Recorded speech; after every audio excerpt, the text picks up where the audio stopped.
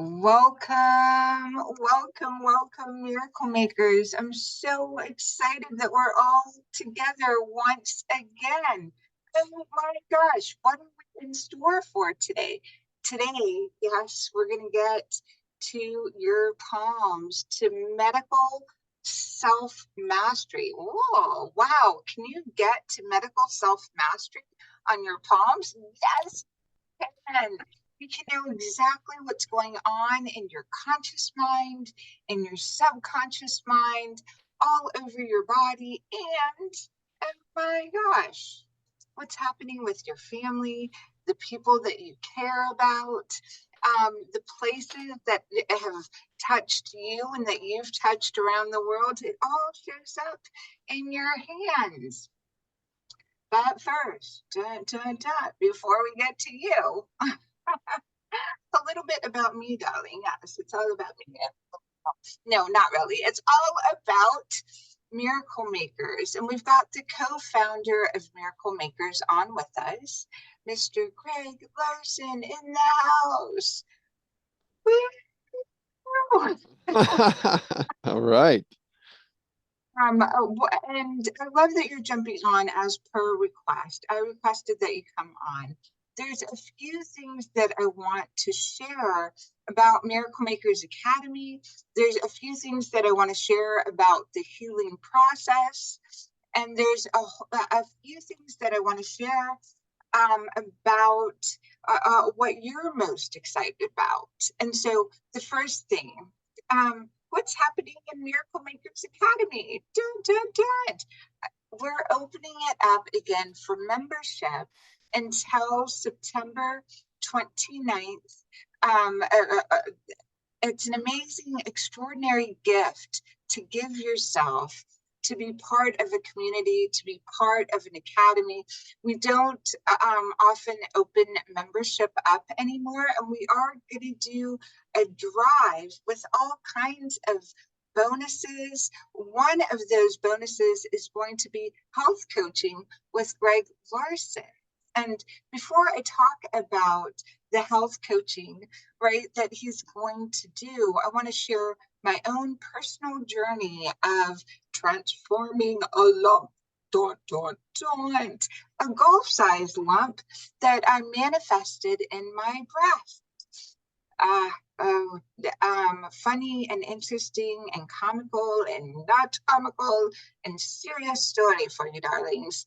Are we ready to hear some of this journey? Because it stars Greg Larsen, Miracle Maker co-founder as well. So, Greg, I'm going to ask you to help me tell the story of the men's team and how we wound up at a party for one of your best friends, and his wife at the time had a mass in her breast. Can you just share a few things about that party 2 years ago? What would you like me to share about it? I'm not for sure what Why you wanted me to come. I don't often do things. We don't often go to your men's things at all. This was the first time that we went to this, and it was really important to you that I go.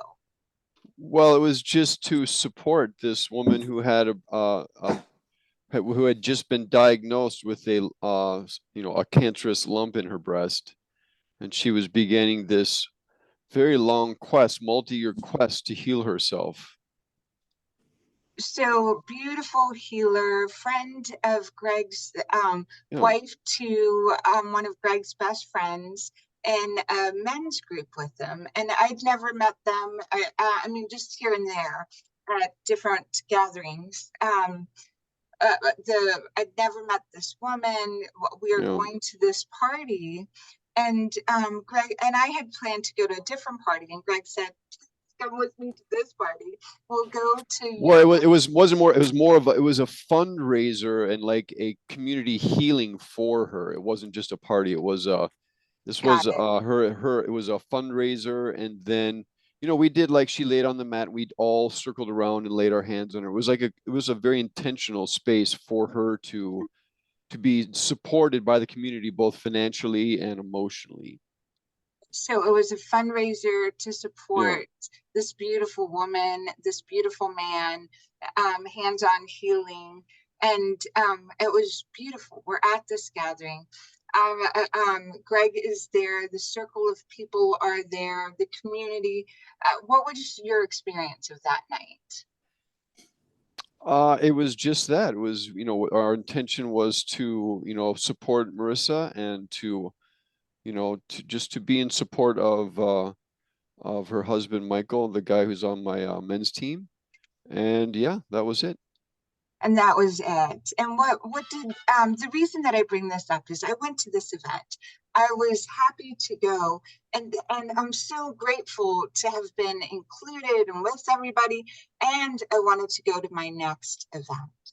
I wanted to go to a birthday party of this beautiful baby girl that was turning 2. And her kids were my kids, right?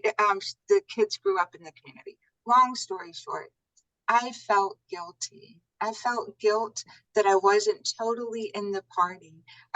My heart wasn't there.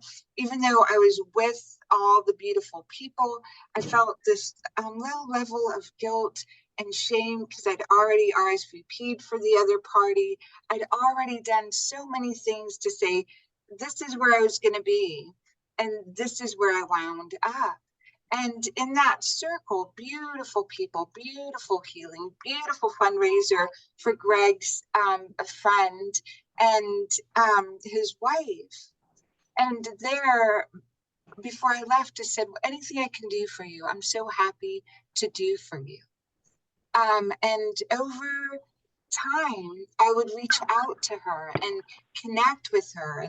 And I always had this guilt and shame and kind of wanted to give her the energy at some future time that I hadn't given her at that party, that pure love, that pure want to be there, that pure, and finally, Greg, what was her journey of healing like?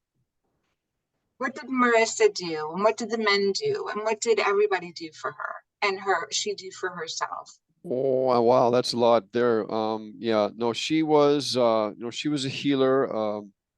And so she chose and her family or her family was from Mexico, and she chose, non-allopathic approaches, non-Western approaches. So she went to the jungles and did, plant medicine journeys and sat with healers and did, extreme fasting. She did like everything possible you can think of on the external level, except for, radiation or chemotherapy.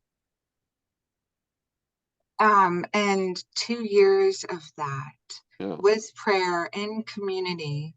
And this year, she reached back out to me. And just sweet voice messages we'd left each other over the years. And she called me after she went into hospice, and invited me to come to her home. Oh my gosh. And it was an amazing, extraordinary experience to hear and pray and intend for her healing with Greg in our home, to hear the journey that she was on, and then every once in a while make contact. Finally, she reaches back out. And so, in between conferences and in between things, I rush to her home. I know she's on hospice. I know she's now done the chemo and the radiation, removed her breast. There's I walk in and her mom is there and her healer from New York and amazing, beautiful Marissa and I start talking. And and her body conveys, and I start sharing with her, and she and I are laughing, laughing, laughing, and everyone around us is utterly confused and perplexed about what we're laughing about. And I couldn't tell you the exact thing, but oh my gosh.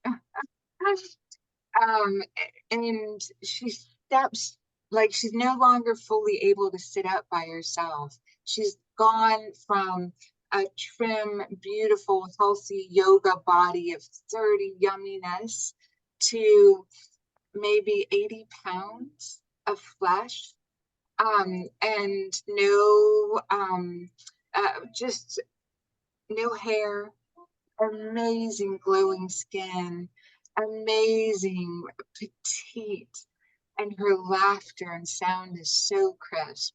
And we start just going, all right, this is what we're doing. This is what we're doing. You're sticking around. And her mom calls and her dad comes over. So her mom and dad plan out their birthday parties around celebrating Marissa. And we start talking about what Marissa wants at this birthday party. And of course, she's on hospice. Of course, I know, she knows, her family knows. But all of a sudden, with this strange interruption, comes in her birth story. Her dad shared a birth story.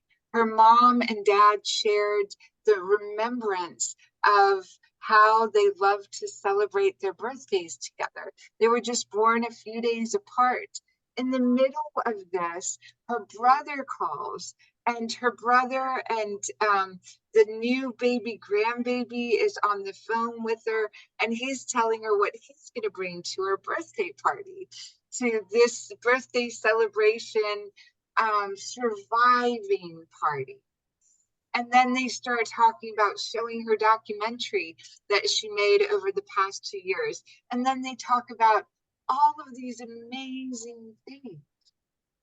In one moment, in one visit, all of the muckety muck that everyone was stuck in now turned into a party and a celebration, and the success that her life was, instead of the muckety muck of saying goodbye, adios. She didn't want her last memories to be, we're so sad you didn't make it. Her last memories is she was going into seizures and going into no longer being with us moment by moment. And in that, this beautiful woman looked at me and said, I was intimidated by you. And I would have called you sooner, but I was intimidated. She'd made music videos with amazing, she healed people, incredible people. She'd done amazing things. And for me, I prayed right there, make me more humble. God, source, love, universe. I came home and told Greg. And within a short period of time, I had a golf ball sized mass right here. Oh my gosh. It had lymph node involvement right here. It went fast. It was fast growing. Whew. Why am I sharing this, right? Because instantly, I mean, what you wish for, and I believe it to be a miracle that it showed up. I believe the words that came out of Greg's mouth shortly thereafter really helped me know his heart. It became Save Sarah. So interesting, right? So interesting. Along the journey, for me, this said, trust yourself. Ah, you're so powerful. It told me, wow, you are feeling guilt and shame for a lot of things. You overcompensate. Oh my gosh. It's hot is teaching me so much. I was going to not share it with my mom and dad.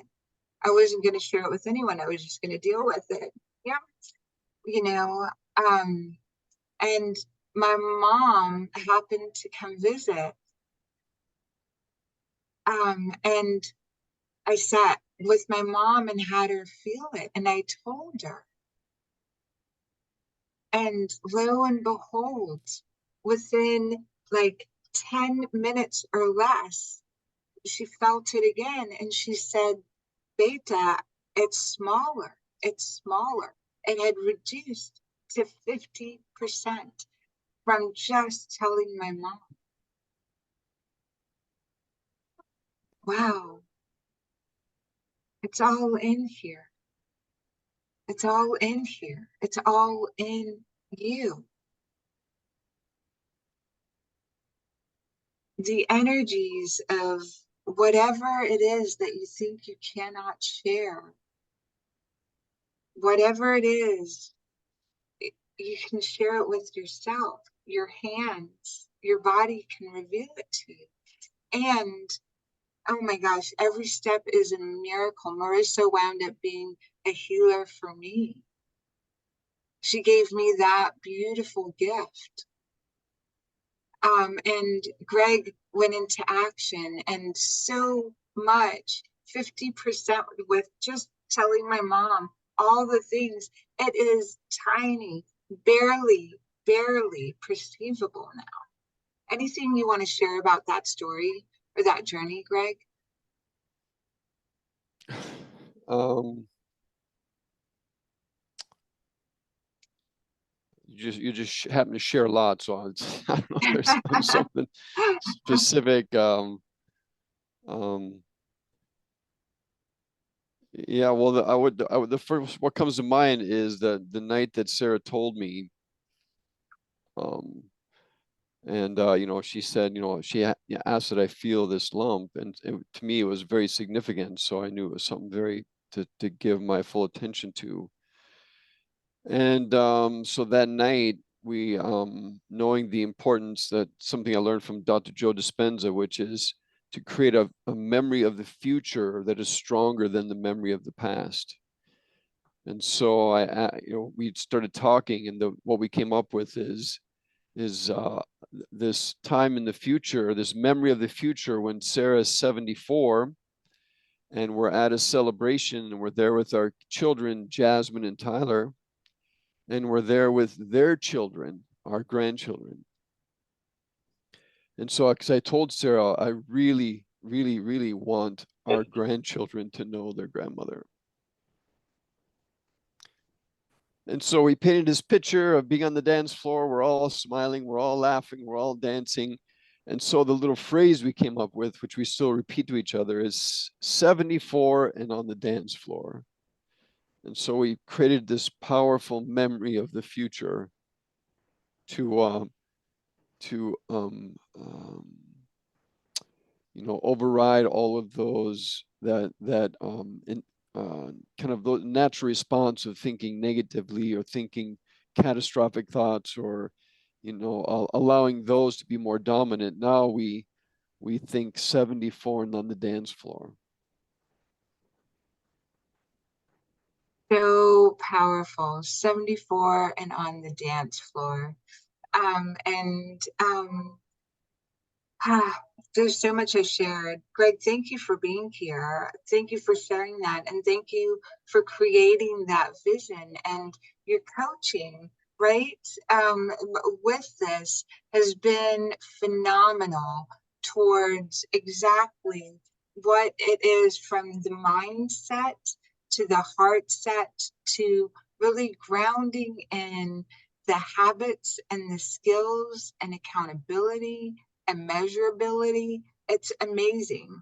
Thank you for co-creating that. And um, so I love that that's what you do with your coaching, your health coaching, with everything that's moving forward for you. And for Marissa and Marissa's family, it's there aren't enough words to express what she means to the world. I mean, means so much, and she meant so much to her family, and for them, for her last memories to be her mom and dad creating a birthday party to celebrate them, even though they'd gotten divorced and lived in different houses and did all of, they were now back in uh, um, uh, talking with her about creating for her brother and the grandbaby and her sister coming over. They were all talking about the dresses that Marissa could wear. You know what Marissa was going to dress in and what she was going to eat in. And so her last conscious memories are of her family celebrating her success, their connection, all the things they did together, including making the documentary over the past few years. They were going to show that at this party. And the thing that I want you to know about death, as someone who's had several near death experiences, when you first step in, you feel what you caused everyone else to feel around you. So every thought they had connected to your vibration and frequency, you hear at multiple levels. So every thought Greg has had with me, especially the repetitive feelings and words, as one crosses over, you hear all that was shared about you. If you think of kind of the yin yang symbol, right? So Marissa would have heard the love that everyone was feeling for her, the infinite guides and places that she traveled the world. It's so smart and so funny, all the lives that she would have touched. And oh my gosh, her mom called in her grandmothers, and we talked about her grandmothers and great grandmothers so that they were there on the other side with Marissa as well. And I want to make sure that we all understand death is so beautiful, and as is life, a baby coming into the world. And it's such a thing to cherish and to honor, being called to either one of those, and being with someone in those processes. Anyway, enough about me, darlings. Yes, it's time to start about you and share about you. Greg, anything you want me to remember about this morning's conversation? Well, the other thing may be that we also created a little kind of like a mantra, and or I did anyways, and then but I did share with Sarah, but so, and I forget the inspiration for this. Oh, it was this this movie that I watched about the Vikings, and this little boy who created this kind of mantra to avenge his father's death. But anyways, the one I came up with was save Sarah, unlock the block, and 74 and on the dance floor. So I would repeat them. It's like, save Sarah so we can be on that dance floor. However, I'm able to do that, which back in June, when this was revealed to me, we did a 30-day ice bath challenge. So every day I would prepare an ice bath for Sarah and I. We went in for 30 days, and we still do it multiple times per week, but it was a quest to save Sarah and unlock the block that was creating this growth in her breast, and then living into this memory of this memory of the future where we are all on the dance floor with the kids and our grandkids. So And that memory, that at 74 and on the dance floor, created us being friends now. And we are good friends now. It's such a beautiful gift to really acknowledge. Oh my gosh, it really can happen. You can be best friends with anyone, anywhere, anytime that you choose, as long as you're willing to do the work. You're I would call him my ex-husband and my best friend, father of my kids. And I'm so grateful for that. And all of these beautiful names. Also, Viking healer, which thank you for that. And co-founder of Miracle Makers Academy. Thank you for that. You're so welcome. Thank you for having me this morning. Yeah, you're so welcome. Yay. Stay as long as you can. I'm sure people want to talk with you. I'm going to stop this recording.